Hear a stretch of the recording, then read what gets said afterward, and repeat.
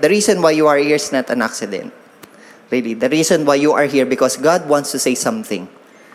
Yun. God is good. Amen? Mabuti po siya. Whatever happens, it's done. Nangyari na po ang kailangan mangyari. And still, masaya tayo. Bakit? Kasi makakapagpatuloy tayong magpuri sa Panginoon. Magpapatuloy tayo na hanapin ng Lord whatever is the purpose. Kasi that is the reason. God is giving us breath every day for Him to be able to see the purpose that He has in our lives. He will not waste time for you to be able to see during that night, kahit na magtago ka, kapatid, kung nabagsakan ka ng missile, tapos na. No, yung shrapnel, di ba? It happens na, everything is intercepted as we have seen in our own eyes. But then God is still the one who protects this country and even you and me. No? Yun yung magandang part dun eh. Really, that night, we are here for a prayer meeting. And we don't want to waste our time to focus to the Lord. Kasi that time, nung nag-start po ang prayer meeting, that is the time na ang Doha was being bombed. No? So, we just focus. And at the same time, what we do is pray. And we feel that, we felt peace, no, sa amin pong mga buhay. And we also know that everything right now, kaya kayo nandito, gusto yung maranasan yung galaw ng Panginoon sa buhay niyo. No? Yun po yung gusto nating yun po yung mga bagay na excited tayong makita. Every now and then, God is doing something and God is doing His will in our lives. The moment we wake up early in the morning, nakikita kagad natin yung galaw ng Panginoon. Di ba? The moment we see our families, we see this family, no, yung faith natin is nag-iignite. And indeed, this is the time for us to fish. Kagaya nga po ng sabi kanina ng devotion, marami tayong pwedeng gawin ngayon, marami tayong assignment. Bakit? Kasi ang isda, ang dagat po, niyanig. So ang mga isda lalabas. Pag lumabas ang isda, be ready kapatid. Kasi mas maraming papasok at titingin sa Panginoon. Amen? Kaya sa oras na ito, we will discover what are those things. Kasi this month talks about walking as the children of light. Kapatid, baba ko lang yung lamig kasi. Baka mamaya wala na akong boses. Yan. Salamat po. No. So we will see. No, we need to learn how to walk in the light during this time of let's say uncertainty. No. The time nowadays are so tough, it's difficult, but then we have it tough for God up there, who is always with us, seeing everything, no? Hindi yan lang po tinitingnan yung buhay nyo, tinitingnan niya yung buhay ng family nyo, yung future nyo, no?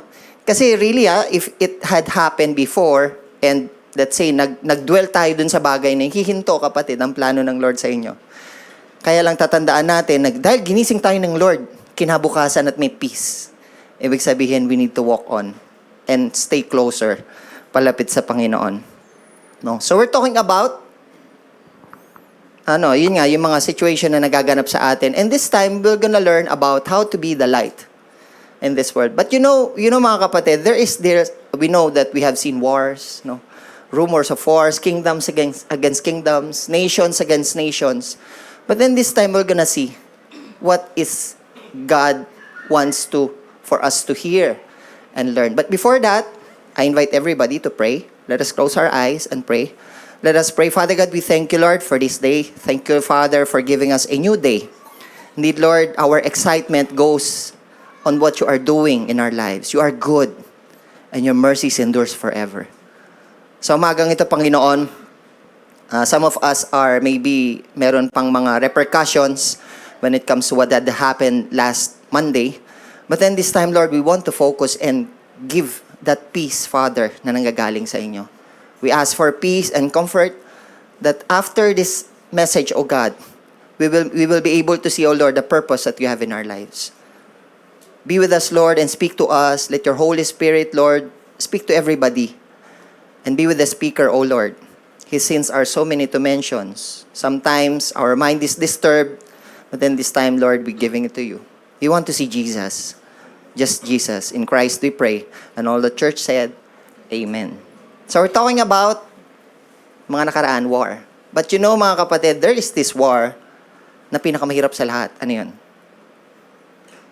The war within you. The war within us. The battle within us. Yun yung mga bagay na kung saan natatakot tayo.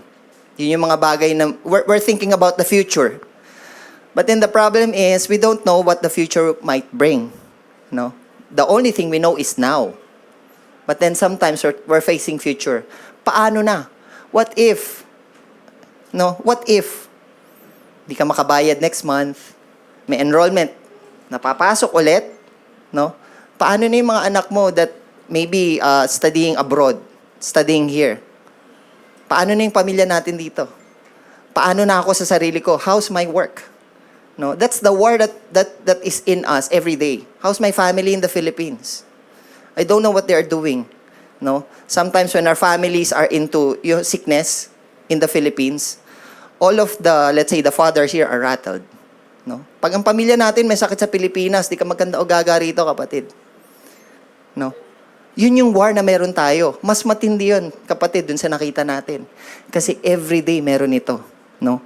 In Matthew chapter 24, verses 6 to 13, it says, pabasa po, sabay-sabay tayo, 1, 2, 3, and go. But see to it that you are not alarmed. Such things might happen, but the end is still to come. Nation will rise against nation, kingdom against kingdom. There will be famines and earthquakes in various places. All these are the beginning of the birth pains. Then you will be handed over to be persecuted and put to death. And you will be hated by all nations because of me. At that time, men will turn away from the faith and will betray and hate each other. And many false prophets will appear and deceive many people. Because of the increase of wickedness, the love of most will grow cold. Number 13, but the one who stands firm in the end will be saved. It's already written in the Bible. And we have seen it in our own eyes. What had happened these past few days, everything is here. Actually, the Bible is not just written for us to be, to scare us. But then it is written for us to be prepared. No? Parang ganito yan, kapatid. When you will go to an excursion or an outing, what do? You prepare those things that you need to do. No? Kailangan madala mo yung mga kailangan mong dalhin. Kaya lang sa atin po, let us always remember that we will leave this earth without anything. The only thing that we have is our relationship to the Lord. That is the thing that will matter in the end. No? Sasakyan nyo na binabago ngayon, kung meron kayo nabili, hindi yun madadala. No? Magandang damit, hindi yun madadala. Kahit ano, kapatid, all of the things that we are seeing right now will soon pass away. But one thing is for sure, the grace and love of the Lord will remain forever. May forever tayo sa Panginoon. No? Doon nagbabago lahat eh. Kasi, alam mo yun, really maybe this past few days, marami na apektuhan, especially mga 40s up. No? Nag-shoot yung inyong mga BP. Right? Kung gaano kataas ang missile sa taas, ganun din kataas ang mga BP natin nung chinek nyo. No? But then, God is good. He is the one who's preserving our health. No? Pwede ba nating palakpakan ng Lord sa area na yon? Kasi hindi siya biro, kapatid, no? Ano man yung nangyari, kagaya ng sabi rito, no? Maganda kasi na pinag-aaralan natin eh. Tatandaan natin, we are walking in the light of God. We are the children of light. Paano ka magiging light kung hindi ka empowered, kung hindi ka equipped? So this time, let us focus on those wars that we are facing every day, no? In line with what is happening, no? Like this one, Israel strikes Iran. Iran strikes Israel. US attacks Iran. And Iran attacks Qatar. No? Kumbaga sali-saliwa. Pero ang tanong, do you think this is the beginning of the end? Maybe. Kasi yun ang sabi ng Biblia eh. No? Hindi sinabi siya ni Pastor Dave. Kaya kapatid, mahalaga yung nag-aaral. Bakit? Merong sasabihin ang salita ng Panginoon for us to battle the war within us. And it is my prayer that after the service, all of us will be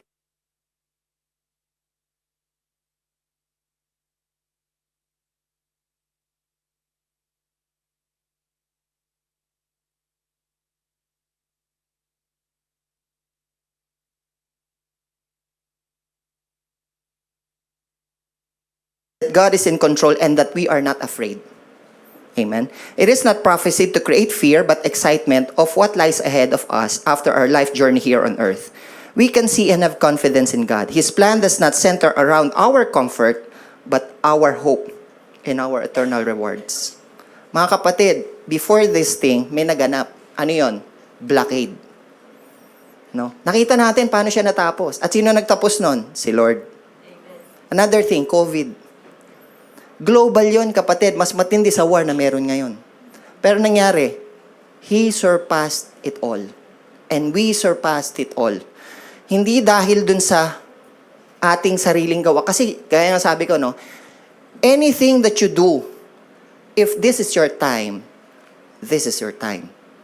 But then God is giving us grace for Him to be able to see that He is there for you to look upon. No? God does not want us to focus on the situations, but God is wanting us to focus more dun sa buhay na meron siya. Amen? So mabuti ang Panginoon. So what should have been an opportunity for Christian ended in embarrassment for us. No? Some of us na-embarrass dun sa mga kailangan nating gawin kasi nga, most of the prophecies right now, minsan nagkakamali. Tandaan po natin, ang prophecy is something that talks about future. Pero may problema tayo, kapatid. Hindi natin alam ano ang meron sa future. Ang meron tayo hunch, ano yon? Palagay. Emotion. Kaya lang, huwag tayong magbabase sa emotion. Magbase tayo sa sinasabi ng Biblia. Kasi bakit? Pinipicture niya lahat ang nagaganap ngayon na sinulat 2,000 years ago. And it is not a coincidence for us. Kasi ang sabi ng mga prophets and even the disciples, repent. See the Lord sa lahat ng nagaganap. Kasi yun ang pinakamahalaga sa lahat. Kasi once and for all, kapatid, we have been separated because of sin. And that is the reason why kingdoms against kingdoms are fighting against each other. It is still because of sin. No? So, we are given, actually the question here is, what should have been an opportunity for Christians ended in embarrassment? And does the Bible tell us to predict end-time events? No. Really, the Bible is showing us what will happen in the future. No. Does the Bible tell us when these catastrophic events will occur? Actually, no. No. But we are given just enough of a glimpse so that we understand what God is doing. He is doing His part, kapatid. And right now, what we need to do is to what? Pray. No? Pray. Why? Kasi it works. When we pray, He works. When we pray, the heaven is being opened para pakinggan tayo ng Lord sa ating mga hinaing, sa ating mga cries, no? So prophecy has an advantage, no? So right now, let us examine the following verses and hopefully gain confidence in our war within. So in our war within, I want to discuss to you about 3 things, no? Ano ba yung mga kailangan nating i-observe habang ang war na meron dito sa puso natin is continuously battling us every day? Number 1 is, do not fear. Do not fear. That one is in the Bible, no? In Luke chapter 21, verses 9 to 13, when you hear of wars and uprisings, do not be frightened. These things must happen first, but the end will not come right away. No. Then he said to them, nation will rise against nation and kingdoms against kingdom. And 13, sabi rin, and so you will bear testimony to me. Lahat ng nagaganap sa atin, all of the things that are happening around us can be a testimony for us. It's a test, really. But then soon, it can become a testimony of you and me. We have a lot of messes, no? Sino dito matuwid? Who is the one righteous? None. Kasi that's the reality. No one is righteous. Only Jesus Christ. But because of the grace, because of the test, that can become a testimony for all of us. Because of the messes that we are facing, those can be a message to people to see that there is God up there who's always looking upon us. No? So we will bear testimony. Actually, that testimony is also an encouragement to everybody. No? During that night na nangyari yon, really, personally, ako po, nawalan ako ng words to say. And then, Mommy Films told me to pray. Just imagine you don't have something to say, but you were instructed to pray. No? Ang hirap, di ba? Alam mo yung nagpe-pray ka sa kalahati, and then, alam mo yung nagaganap sa kalahati. We're human beings, kapatid. But then, during that night, I have seen God's grace and God's mighty protection upon this place. No? Kahit yung bawat isa sa amin that night, really, all of us are crying here inside. But after the cry, we have seen the relief. Ganun lang naman yun di ba? Parang once and for all, God is giving you something. God will tell us, it's okay, anak. Just cry. I'm just hearing everything that you are facing right now. But then after this, I just want you to know that you need to get up and move on. Because I am with you. Right? I will never leave you nor forsake you. It's not my, hindi ko po yun sinabi. Yun ang sinabi ng Panginoon. I will never leave you. Hindi kita kakalimutan. Hindi kita pababayaan. Lahat ng tao rito, kapatid, kahit yung mga kasama nyo, mahal nyo sa buhay, iiwanan kayo. Pero ang biyaya ng Panginoon, hindi kailanman. No? So rest in Him. Kasi there is something about this Jesus whom we are into. No? Ano man ang nangyayari ngayon sa Israel, meron tayong spiritual side, but why is this happening? No? Kaya lang, hindi rin papayag ang Lord na pag ang Israel talagang matigas ang ulo. Parang tayo lang yan, kapatid. Hindi papayag si Lord na pag matigas ang ulo natin, hindi tayo mapuprune. Ang pangako ng Panginoon sa inyo, the promise of God to you and me, is locked. Ibig sabihin, kahit magmatigas tayo ng ulo, dahil sinabi ng Lord na mahal ka niya, hindi niya ipagkakarit yung pagmamahal na yon. Yun yung tatandaan natin. Yung pagmamahal na yung kapatid, that is the reason, until now, we are still here. Because God loves us. And He cares for us. Just imagine, there is someone up there who loves me. There is someone up there who cares for me. So even this world denied me for so many times. As long as my heart is right to the Lord, that will matter in the end. No? Get right, no? Get it right to the Lord. Amen? So Jesus preludes His revelation by saying, do not be terrified. If our hope is God, if we believe that He is controlled, we can be confident, even in a world gone mad. No? We can be confident. Yung confidence na yun, kapatid, hindi magaganap sa sarili mong lakas. No? Not by might, nor by power, but by His Spirit. Only the Spirit of the Lord can bring peace in your life. Yung peace na pag natulog ka, pag nagising ka, I am in peace and I have joy because God is with me. No? Yun yung hahanapin natin every day, no? When trouble strikes, our foundation is revealed. Those who build their house on sand never have peace in the storm. So don't build your house in the sand. Kasi ang sand, nakita nyo naman po, di ba? Hindi siya reliable. Hindi siya matibay. Hindi siya sturdy. Ang sand, lumilipas. Build your house on the rock. Solid rock. Which is none other than our Lord Jesus Christ. We have a future with Jesus Christ, no? So where do you put your hope in this uncertain time? In our modern culture, even Christians have been persuaded to place their hope in things and circumstances instead of God. Ngayon, okay na ulit, kapatid. But then, I would still encourage you to fortify your faith and even your walk to the Lord. Kasi that will matter in the end. Sabi nga sa Biblia, brace yourself. These are only the beginning. These are only the beginning of birth pains. Sino dito nanganak? Who among you have given birth? No? Yun yung sinasabi rito. And we have seen people, we have seen mothers who are delivering babies. Mahirap, kapatid. And these are just the beginning of birth pains. And God is giving us, revelations. What do we need to do in times of trouble? No. Number 2, we need to be watchful. Watch. No.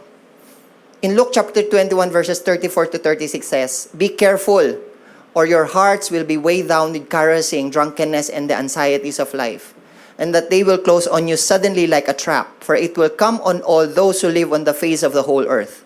Be always on the watch, and pray that you may be able to escape all that is about to happen, and that you may be able to stand before the Son of Man. Diba? What a promise. No? Be always on the watch. It's an instruction actually. Maging mapagmasid. No? The person who is watching for Jesus' return is also the person who is a faithful servant. Dito po sa verse na to, no? Watching means, ano ba yung watching na sinasabi rito? It's like what you're doing. You're watching. No? Hindi tayo passive, kapatid.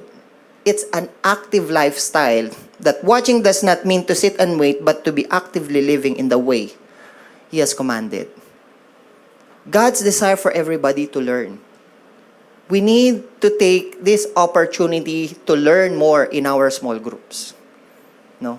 Sino man po rito ang walang small group, I would encourage you to do it. Kasi this week, actually, the small group is the one who's giving us peace and comfort. Bakit? Kasi that is the time you talk and share what is inside of you. Dito kasi, kapatid, in the service, I'm the only one who's talking. We cannot let everybody talk. How many of you can talk? Kulang ang oras if everybody will talk. But then, in the small group, di ba, Jesus Christ started in 12. And that's the powerful number for us to be able to see and, let's say, experience the power of God. Kasi mas close, mas onte, mas maganda. Bakit? Kasi yun yung mas intimate. Mas nakakapag-usap kay one-on-one. Iba po yung ministry of presence, ha? Kasi ang ministry of presence is just for you to be there and hear what I will be able to say. And kapag nakikinig ka kasi, every time that you're listening to that person, you're winning him. You're not saying words, but then being there and listening is important for a person to hear. Diba? Alam mo yung salita ka lang ng salita, ang dami mong struggle, salita ka lang ng salita, and that person is just hearing you and empathizing on what you are into. Diba? Iba yon, kapatid. Iba yung magkaroon ka ng kaibigan na alam mong pwede mong hingahan. Hindi hingaan, ha? Hindi hingaan. Hingahan. Hindi hingian. No? Na bro, baka naman meron ka dyan. No? Kumbaga, ang sa atin, kailangan natin ng hingahan. Kailangan natin for us to take time for us to vent out.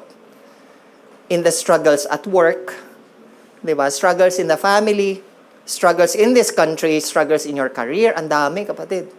No? All of those things needs peace. And that peace comes from the Lord. No? Siya lang yung magbibigay sa atin ng peace that surpasses all understanding. Kahit mayanig ang lahat, si Lord mananatiling matatag. Lalo na kung nakikita natin yung sarili nating standing on the rock, which is our Lord Jesus Christ. No? So let's put it that way. In Matthew chapter 24, verses 42 to 46, same. Therefore keep watch, because you do not know on what the day your Lord will come. But understand this, if the owner of the house, so parang ganito pala yun, no? When Christ will come, ganito pala scenario, but understand this, if the owner of the house had known at what time of night the thief was coming, he would have kept watch and would not have let his house be broken into. Siyempre, magpe-prepare ka. If we all know that Jesus is coming tomorrow, diba? Magpe-prepare tayo. Malamang wala muna ako activity ngayon. Church muna. Simula umaga hanggang gabi. Di ko alam, si Lord darating na bukas, so dapat matagpuan niya ako sa church. Di ba? Simpleng bagay. Pero sabi rito, so you also must be ready because the Son of Man will come at an hour when you do not expect Him. Who then is the faithful and wise servant, whom the master has put in charge of the servants in his household to give them their food at the proper time? It will be good for that servant whose master finds him doing so when he returns. So, it's good for us and beneficial for us na matagpuan tayo ng Lord na nagtatrabaho para sa kanyang ubasan. Amen? So, in verse 42, we are commanded again to watch because we do not know when the day of His return will be. And in verse 46, it is blessed to that servant whom his master, when he comes, will find so doing. Jesus made a direct correlation between watching and doing. No? So, hindi lang tayo nanonood. No, maybe right now you're just listening to me. But then after this, kapatid, that's the time of practice. Ano man yung narinig nyo, pass it on to others. Why? Many people don't have purpose in life. All of them are doing their thing every week. Ano man yung activity, really I have seen a lot of people, when they find Jesus in their lives, changed upside down. Hindi po dahil sa akin, it's not because of me. It is because of Jesus, who is always in the business of changing people's lives. No? Si Jesus Christ lang, sapat na kapatid. For you to be able to see that there's hope. No? Ang hope kasi na iniisip natin, di ba, parang pag-asa ko, yung anak ko na lang eh. Bakit? Kasi I'm getting old. And my kid will finish his college. No? So as soon as he will have a job, I'm safe. Kasi I'm old. But then seeing those things, hindi po siya you're just faking the future that God wants for you. Actually, the Bible is saying, the future that He has in you is for you to have a good life. Di ba? He has a plan for everybody. I have plans for you. Plan to prosper you and not to harm you. Plans to give you a better hope and the future. Pero it doesn't mean na maghihintay lang tayo dun sa pwede nating marating. Merong kondisyon yon. Ano yon? Seek the Lord. Seek the Lord. No. The Bible is also saying to us, seek the Lord while He may be found. It is very profound. Maybe this is the time for you to be able to hear what I am saying, but then soon, everything is locked up. Wala na kayong maririnig about the Lord. Kasi that is the time that God is pruning. Yun na yung pruning process of this world. Kasi darating talaga tayo doon, kapatid. So it is good for us to be finds what we need to do when the Master comes in this world. Huwag tayong magpaka-lax, no? Huwag tayong magpaka-comfort. Minsan siguro parang, andito na ako sa comfort zone ko eh. Everything is okay with me na eh. Kaya lang tatandaan natin na meron tayong kailangan gawin. No? Open your lips, kapatid, to your family. Open your lips to your office mates. There are still some people who don't hear what the Bible is saying. Wala pa silang naririnig tungkol sa Panginoon. And ikaw at ako ang gagamitin ng Lord para maranasan yung biyaya na nanggagaling sa Kanya. No? As we can see, Jesus identifies one of the purpose of prophecy for us to remind us and to watch. World events that terrify the world serve to remind us to be faithful and remember our hope. They focus our attention to actively watching His return. Jesus will come soon. No? He will come soon. So, ang kailangan lang nating ipanalangin sa Panginoon, Lord, it is my prayer personally that when you come, I will finish this life strong. No? That whatever happens, I can still hear those words that will come from you. No? My good and faithful servant, come. No? And share the Master's happiness. Ang sarap pakinggan nun, kapatid. No? Kumbaga, mag-concentrate tayo. Actually, what I'm quoting to you is not based on my mind. It is based on the Word. Kasi lahat, no, there's no formula about life. The only thing is for us to do is for us to always see God in everything na nangyari po dito sa buhay natin. And number 3, testify. No? Testify. That everything is a test right now. But God wants us to testify based on those tests. Kasi this is the reality, kapatid, no? We don't testify because God is good sa buhay natin. Even in those times that you are tested, testify. Bakit? Kasi kapag sinagot ng Lord yung test na yon, ikaw mismo matutuwa that God did His part dun sa mga prayers, no, na inatter ko sa Kanya. No, all the prayers and petitions, give it to the Lord. But then, ang gagamitin ng Lord is for you to be equipped. And at the same time, we will testify sa mga tao na nakapaligid sa inyo. No? So, Jesus sums up His prophecy of wars, sorrows, and persecutions by saying, but it will turn out for you as an occasion for testimony. This is the ultimate purpose of all these things. You know, Billy Graham, he started to preach at talagang nag-elevate at escalate yung kanyang ministry during World War II. No? During that time, na alam mong parang lahat ng tao takot. Kaya really, kapatid, in our life, there is something na kailangan nilang makita. it is not enough for people to say that you are a Christian. Kasi lahat naman Kristiyano. Kailangan may buhay na nabago. Kasi that is the reason Jesus Christ died for you and me. He wants to change our lives from glory to glory. Today, kung binago ka ng Lord, ibang pagbabago ibibigay niya sa'yo. Kahit ang spouses natin or even our families cannot change us. Kaya nga po, it is my encouragement personally, for all the fathers up there, no? Happy Father's Day. Kaya lang, bring your family to the Lord. Whatever happens, kahit mahirap, kahit imperfect father tayo, bring your family to the Lord. Bakit? Kasi what goes in will come out. If you invite Jesus in your heart, He will go out to your family and stay also with your family. The Bible is saying, no? God is just knocking on the door of your heart. If you will open, He will come and eat with you and be with you forever. Kaya lang, we still have this decision na from time to time, alam mo, pinapasok mo si Lord, and then pinalabas mo ulit siya, naglinis ka ng bahay, pinaalis mo ulit, tapos after some time, nung kailangan mo, pinapasok mo na naman siya. No? Pwede natin gawin yung kapatid. Kaya lang, ang sinabi kasi ng Lord sa atin, anuman ang plano ng Panginoon sa buhay mo, it shall be done. Kasi yun ang kagustuhan ng Lord sa buhay natin. No? So kung ano yung tinanim ng Lord sa isip natin na ikaw ay mananagumpay sa biyaya ng Panginoon, claim it. Kasi favor is on the way. If you are still praying right now, just wait for the Lord. Why? Kasi soon those tests will be a testimony for others to hear. Continue to testify what God is doing in your life, no? So what do we see now? When prosperity abounds, people forget God. No? When people have no fear, they also do not fear God. When life is comfortable, God is irrelevant to most people.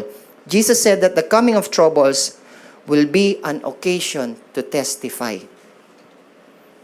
Diba? Imagine tong nangyaring to. Diba? Parang napapanood lang natin siya sa TV. Pero ngayon, naririnig na natin siya. Nakikita na natin siya. No? In our own eye. First hand. Na ang prayer natin, Lord, protect us. Lahat po ng Facebook, no? Tignan nyo lahat.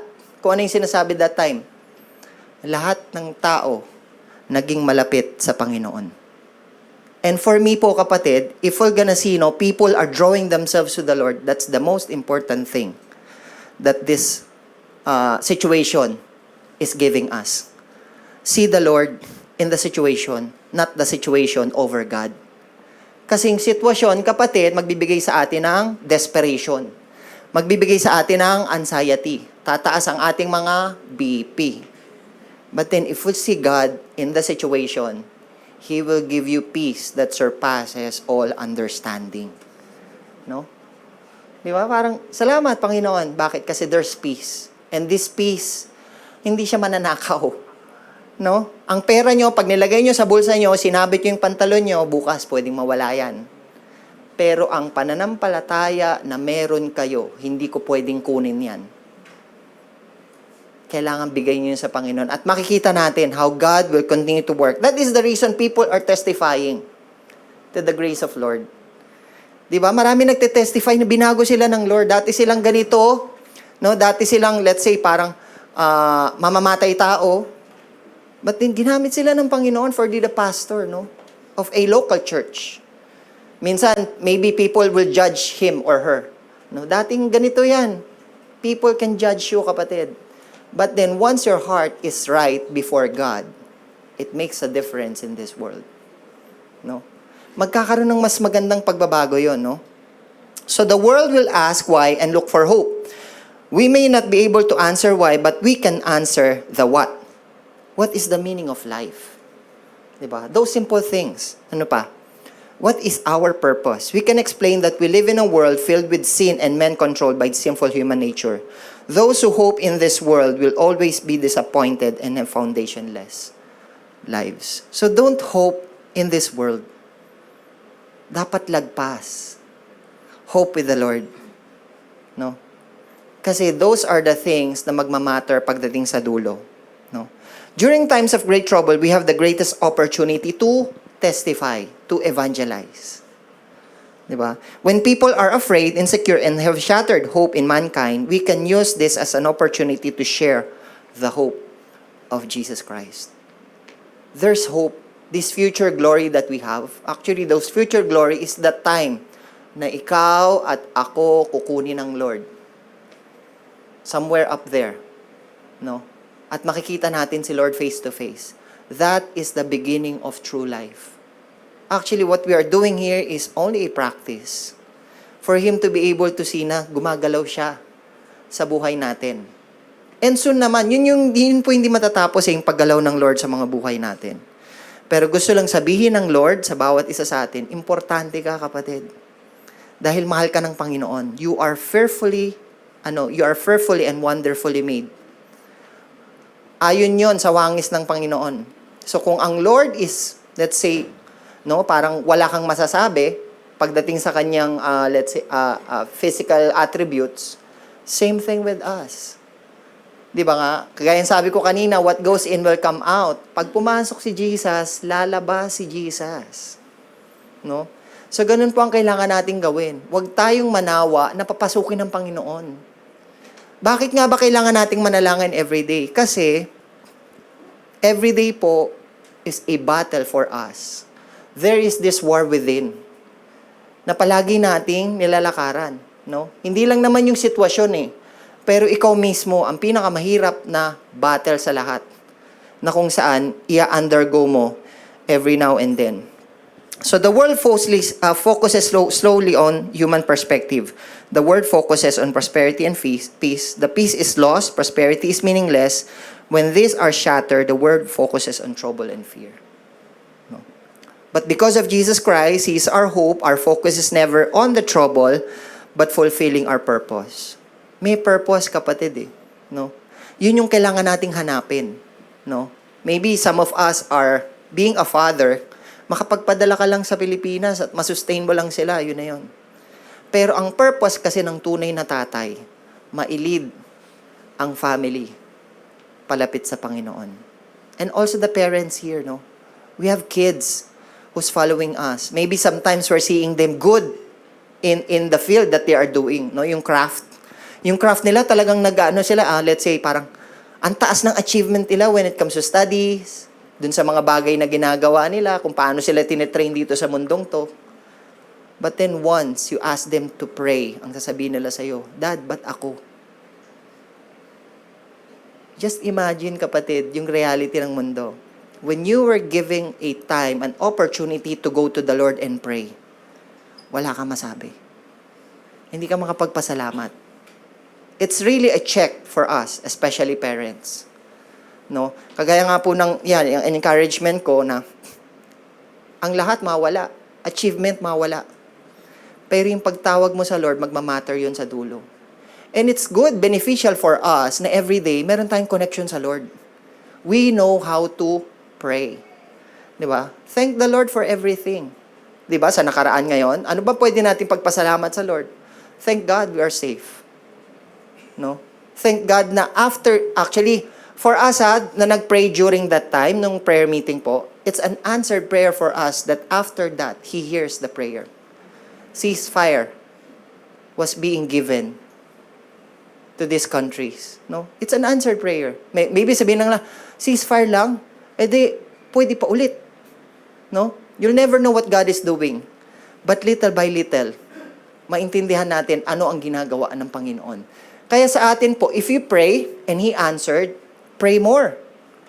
Why? Kasi if you pray more, you worry less. But then, if you worry more, you pray less. May problema yun sa atin Sometimes, yun po, yung sitwasyon na nagaganap sa paligid natin, check your heart. Sometimes, the big problem and the war that you are facing is much bigger than the situation that you are seeing. No? Yung battle natin sa loob, dun tayo nahihirapan Kasi every now and then, gusto nating, alam mo yung gusto mo na gawin, yung bagay na gusto mo lang gawin. But then may problema. May purpose kasi ang Lord. Diba? The Bible is saying, many are the plans in a man's heart. But it is the Lord's purpose that will prevail. Magplano tayo na magplano. Pero maging handa ka, kapatid, kasi ang purpose ng Lord, yun ang magaganap sa buhay mo. Ang sinabi ng Lord sa'yo, hindi yun mababawi ni numan. Kaya kung titignan natin ang sarili natin na talunan, hindi yun ang plano ng Panginoon sa'yo. Ang plano ng Panginoon sa atin is for us to win the battle, not to win the game, ha? Alam mo yun, pag naglaro ka ng basketball, galing ng Lord, nanalo kami sa game. Yeah, it's good. But then there is still battle that is more than the basketball. There is this battle na kung saan, di ba, yung battle mo sa family mo, battle mo sa sarili mo, battle mo bilang magulang, it is more than a basketball. Pero pag napagtagumpayan mo yan, kapatid, mas malaking achievement. It is more than the trophy that you are having. It is more than the medal that we are having. Na masasabi natin, ang galing. Ang galing ng Panginoon. No? That all you've got to do is to cry for all the things that is happening.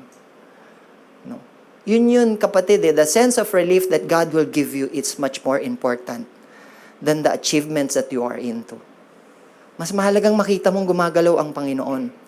So, why are there shakings nowadays, no? Question. Bakit nga ba may pagyanig?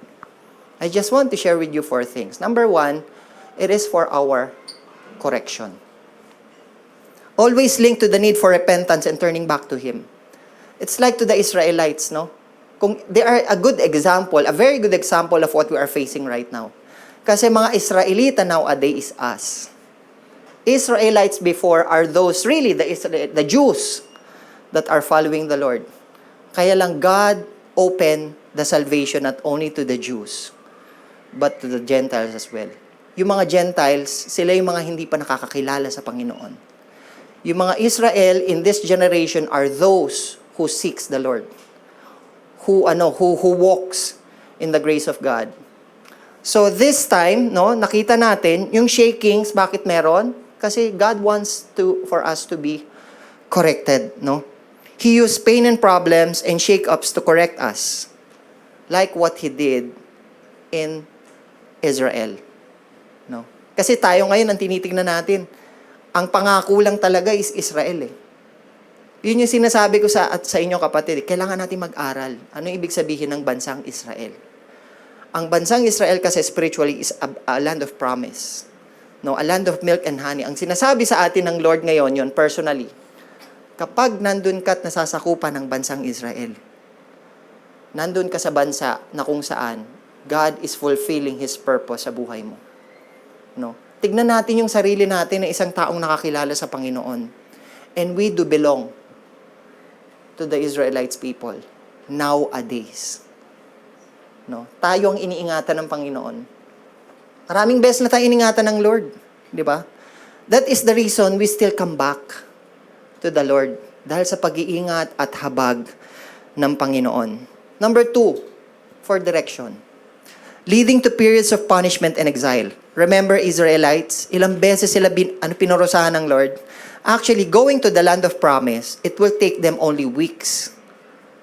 But then it took them years to wander in the desert.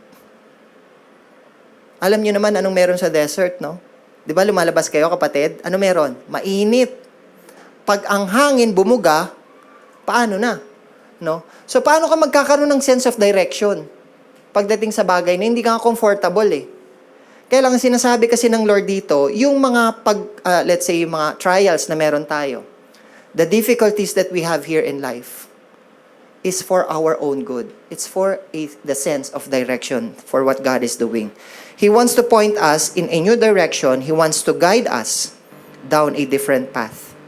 So God uses problems to direct us, no? Yung mga difficulties na meron tayo, yung mga bagay na nararanasan natin ngayon. It's part of His plan para i-fulfill niya yung bagay na gusto niyang gawin sa inyo. There's this song says, no? If it is not good, then it's not done. No, He's not done with you yet. No? Hindi pa tapos eh. So, ibig sabihin, hindi pa ayos. Di ba? Pag ayos na, tapos na. No? Lahat tayo, kapatid, yun yung hinihintay natin sa Lord eh. Kaya lang, God is still giving us grace to do the things that we can do here on earth. Kasi kapatid, kung saan ka nakita ng Lord ngayon, hindi yun nangangahulugan na kailangan talikuran mo na sila. Kung hindi siya makakatulong sa paglakad mo sa Lord, si Lord mismo magbibigay sa'yo ng pagkakataon to cut it out. Pero kung gagamit at gagamit ng purpose sa'yo si Lord, dun sa bagay na ginagawa mo na maaaring hindi maganda sa paningin ng iba, kung may purpose ang Panginoon, gagawa at gagawa siya ng paraan para ihayag ang kanyang pangalan dun sa sitwasyon. So, wag tayong panghinaan ng loob. Kasi, I know that is the reason people don't come to the Lord. Meron sila mga reservations sa buhay nila. Pero kasi, that reservations, kapatid, is not on my hands. It is in hands of the one who gave us life. And His name is Jesus. No? Parang sa area na to, let's say, kung hindi maayos ang buhay mo, lumapit ka sa Lord, just walk. Just walk closer to the Lord. Kasi pag lumalapit tayo sa Panginoon, ang buhay natin nagbabago, one way or another. Kaya kung wala pang pagbabago sa buhay natin ngayon, check, maybe you're not walking closer to the Lord. As simple as that. Diba? So for correction, shakings are for sense of direction. Number 3, for protection. No? Pinag-aaralan natin kanina, mga Israelites, it took them years para makapunta dun sa land of promise. Paano sila pinoteksyonan ng Panginoon? Ensuring that no weapon formed against them will prosper. No? Diba? Imagine, kapatid, you're walking in the desert. Maraming mga wild animals dyan. Maraming pwedeng, alam mo yun, parang mga let's say, mga bandido na pwedeng pumatay sa inyo during the time na dadalhin kayo doon ng Lord. Parang ngayon pa rin yan di ba? Hindi tayo dadalhin ng Lord sa isang comfortable place nang hindi natin dadanasin ang test na manggagaling sa kamay niya. Ano? Yun kapatid Walang hayahay pagdating sa paglakad sa Lord. Lahat may kondisyon. Pero ang love kasi ng Lord, kahit na anong mangyari, hindi pwedeng iset yung kondisyon na meron ka. Bakit? Ang pagmamahal ng Panginoon sa atin, kahit tumalikod tayo, iyaharap ka ng Lord. Yung pruning process na tinatawag, kaya mahirap sa atin why? God has a purpose for our lives. And sometimes, our plan is doing His part. Para yung purpose ng Lord, di natin makita. Pero ang Lord kasi powerful. So whatever happens, kahit isali-saliwa mo yung buhay mo, gumawa ka ng sarili mong daan, pag gumalaw ang Panginoon, yung plano mo, kapatid, masusupersede. May hirapan ka. Kaya ang prayer natin, kapatid, it is our prayer that when you talk to the Lord, we need to make it sure that it is part of His will in your life. Huwag kayong mag-settle na nagpe-pray lang na alam yung sasagutin kayo ng Lord ng hindi. We know the answers Sometimes, all of the prayers that we are uttering to the Lord, ang alam na natin ang sagot, hindi. Pero ang binibigay natin sa Lord, baka pwede maging yes yan. Kaya tayo nahihirapan di ba? Mas masarap manalangin, kapatid, na kung saan alam mo ang ama mo at ikaw ay isa ng puso. Di ba? Hindi, alam ko matutuwa sa akin ng Lord Alam kong malulugod ang tatay ko He is your father. Up there. Dito po, in this world, we have biological fathers. And imagine those biological fathers wants the best for our kids. But always remember that we have this Father up there who wants the best of the best of the best of the best for everybody. No? So, dun pa lang mag-settle ka na, Lord, salamat, kasi I am protected. I am corrected. And I have this sense of direction. And lastly, for perfection. This enduring love despite their imperfections. You and I is not perfect. But I want to tell you this. God is doing His part to perfect you. Para pagdating ng panahon, masabi mo sa sarili mong, tama ang nilakaran ko. Ngayon, kapatid, maybe you are still a baby in this faith na lumalakad ka pa unti-unti. No? As I'm telling everybody, we're not encouraging religion here. We're encouraging relationship. Check yourselves. No? Is my heart in tune and synchronized to what God is doing in my life? Yung purpose ba ng Lord nakikita sa akin? Yun yung mga tanong, simpleng tanong na kailangan nating hanapin. No? It is to make you more like Christ. To grow your character and to grow you up. Lahat tayo, kapatid. Sometimes, siguro sabihin natin, si Lord perfect yan eh. Really. Pero tatandaan natin, Jesus Christ is shadowing His life for you and me. Kasi ang ibig sabihin ng shadow na yon, kapatid, hindi natin matatapatan ang ginawa ng Panginoon. Pero dahil si Lord ang nakikita sa buhay mo at sa buhay ko, perfect ang buhay na binigay niya sa atin. No? It won't matter kung sino ka ngayon. It won't matter na kung ano yung past mo. Kasi ang dami nating loopholes eh. Ang dami nating bitbit. Ang dami nating mga bagay na alam mong hindi tama sa biyaya ng Panginoon. Pero this time, God is inviting you to make itself and to make yourself right sa biyaya ng Panginoon. No? So in our conclusion, when we see tragedies, instead of becoming fruit-fearful as the world is, we should focus on the Word of God, which tells us the higher purpose. The world is passing away and all that is in it. No? Those who hope in the world will be troubled and distressed. Those who hope in the Word will have peace. So let's hope. Continue to hope in the name of Jesus Christ. No? Kasi ang Word at si Jesus Christ, iisa. No? Minsan siguro sabihin, focus on the Word daw. Ibig sabihin yung Word, yung book. Kaya lang kung susumahin natin at pag-aaralan natin, yun eh. Kaya mahalagang nag-aaral tayo, kapatid. Dapat pag-aralan natin, sino si Jesus Christ sa buhay natin. Hindi lang siya tagapagligtas. He can be your father. He can be your spouse. He can be your kid. He can be your pastor. He can be your friend. He can be your boss. No? So let's invite Jesus every day sa buhay natin, no? And I assure you, no, our peace becomes a testimony to draw others to solid rock. That is the name of our Lord, none other than Jesus Christ. No? Sabi sa 1 Peter chapter 5 verse 10, "And the God of grace who called you to His eternal glory in Christ, after you have suffered a little while." Imagine what we are experiencing right now is only a little while. "Will Himself restore you and make you strong, firm, and steadfast." What a great promise, no? What a great promise for us na panghawakan. Kaya mga kapatid, lahat ng promises sa Biblia, dapat panghawakan natin. No? Maganda yun eh. Hindi lang yung hindi tayo iwanan ng Panginoon. It's not just only God will never leave you nor forsake you. Yun lang yung alam mo.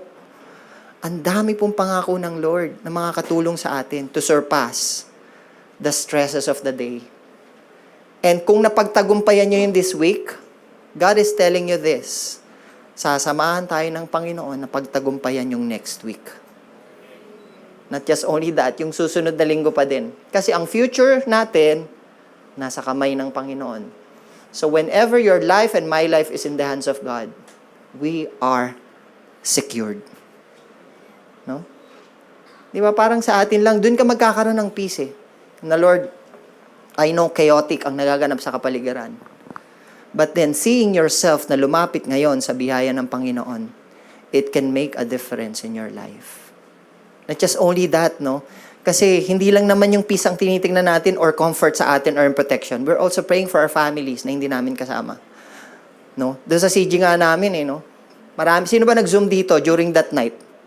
Ginising ang Pilipinas, tapos nagbigay ng ng last will and testament. No? Ang masakit nung kapatid na ibigay mo lahat, umayos ulit. Dali, yung binigay ko pala sa'yo, hindi pala totoo yun, kasi okay pa ulit. Sometimes we're seeing things joke. Pero it can still happen, no? Kasi, let's say, yun nakakatuwa ron, kapatid, eh. Nangyari man yung bagay na yon, meron kang ini-expect na mangyayari the following day. Ano yun? Yung gawain kasi ng Lord. Alam mo yun, if you meet again these people na nakakamit mo every week, wow, ibang kwento yung binibigay nila sa'yo, eh, no? Ano pinag-aaralan namin nung sa small group, talks about fear. But then, syempre, no, dalawang bagay yan eh. If you feed your fear, faith will lessen. Pero feed mo yung faith, ang fear mawala. 'Di ba? Magkakaroon ka ng peace. Kaya focus tayo, no? Ano man ang ginagawa sa atin ng Lord, may purpose. And yung mga bagay na naririnig natin sa ngayon, is for us to build up sa mga pananampalataya na meron tayo. Maganda ang pag-asa natin pag nasa Panginoon. Huwag nating sayangin yon. So, dahil maganda ang pag-asa natin kay Lord, pass it on to those people who's needing it. No? Parang pelikula yan, kapatid. Kinuwento mo yung simula hanggang katapusan. Pati yung script, kabisado. Di ba? Naikwento mo lahat. Ngayon si Jesus, kwento rin natin. Kasi meron siyang ginawa sa buhay natin na hindi natin makakalimutan kailanman. Amen? So praise God for those words. And indeed, He is good. And His mercies endures forever. Shall we all rise up and let us pray?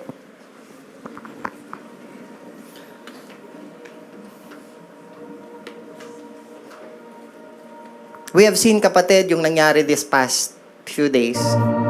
And this time, I think, I also need to encourage everybody, you know. This time, I encourage everyone to close their eyes. And let us talk to the Lord.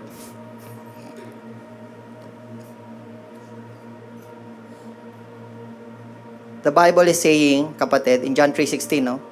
For God so loved the world that He gave His only Son, that whosoever believes in Him will not perish but have eternal life. This time, God is impressing into your heart that you need to believe to the one who gave it to you. Maybe some of us are seeing life as the way it is, pero God wants to speak more than life. God wants to see Him sa buhay natin, that He's the one holding our lives. I know, kapatid, ang daming bagay na sa buhay natin na tayo yung gumalaw sa buhay natin, that we are still holding the wheel of our lives. But then this time, God is inviting us for that day of salvation. No? That if we confess our sins, He is faithful and just to forgive us. But then the Bible is also saying that He is the way, the truth, and the life. No man comes unto the Father except through Him. So this time, I invite especially for those, maybe first-timer, maybe this time, yung simpleng question, kapatid, if God will take your life tonight, are you ready? Ready na ba tayong makita ang Panginoon? Maybe some of us sabihin, hindi pa. Kaya lang meron kasing panalangin at meron tayong kailangang gawin para makita ang galaw ng Panginoon sa buhay natin. So this time, I'd like to encourage everyone, especially to those na hindi pa nakakasumpong sa biyaya ng Panginoon. You can raise your hand for me to be able to pray to you, no? Para makita natin yung buhay na niloloob ng Panginoon sa atin. As everybody eyes are closed, it is my prayer na we will take a moment of silence. Salamat, kapatid. No? Na ibigay sa Panginoon. Salamat po. Yung prayer, simple prayer, na alam nating magmamatter sa dulo. If right now, kapatid, wala ka pang personal na relasyon sa Panginoon, as I've told you, this is not an accident. Bakit ka nandito? You are here because of one purpose.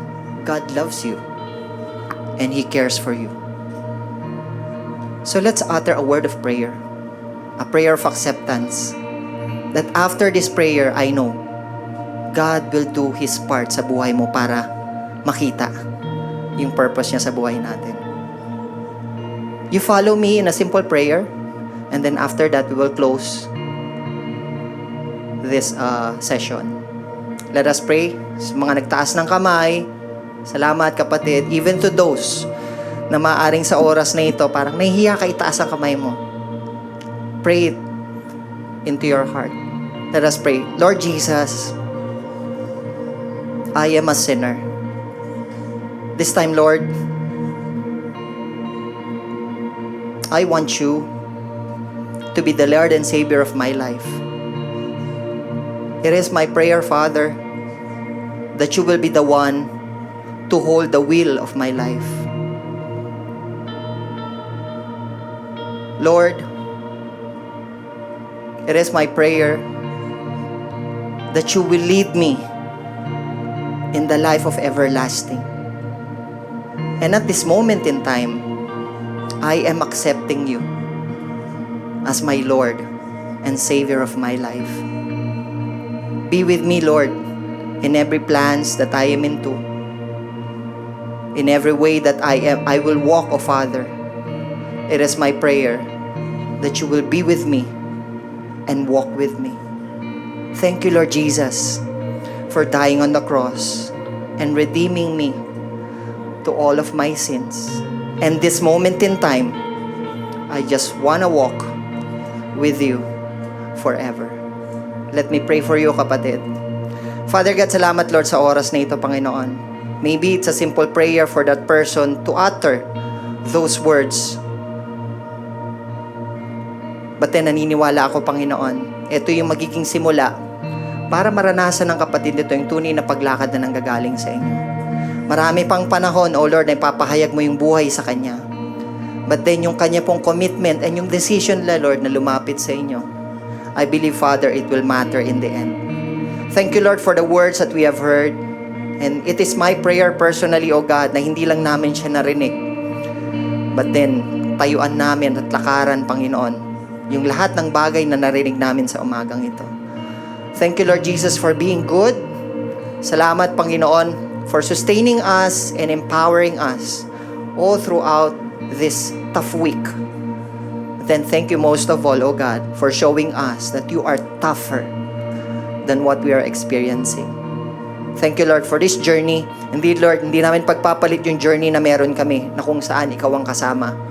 Compared dun sa buhay namin before na walang saysay at walang purpose ang aming lakad. And this time, Lord, we want to focus, stay more closely to the Creator that we have. And thank you, Jesus, for the love and hope and mercy that you are continuously showing in my life. Thank you, Lord Jesus. And we commit, I personally commit, Lord, these wonderful souls in your mighty hands. Speak to them, Lord. In Jesus' name we pray. Amen and amen.